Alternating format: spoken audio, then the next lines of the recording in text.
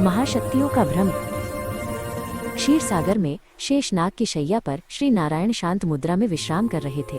तभी ब्रह्मा जी अपने 4 मुखों से वेदों का पाठ करते हुए हंस पर सवार होकर वहां पहुंचे।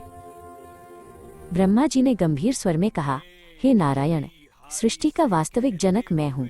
मेरी ही नाभि से तुम प्रकट हुए, फिर तुम स्वयं को परम क्यों मानते हो?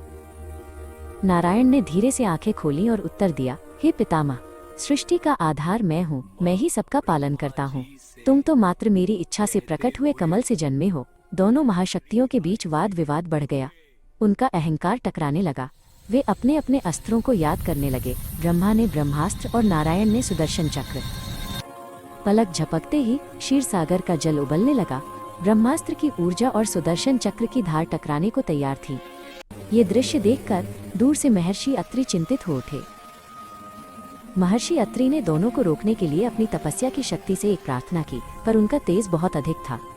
यह युद्ध तीनों लोगों को संकट में डाल सकता था। तभी उन दोनों के बीच एक तेजोमय अनंत लिंग प्रकट हुआ।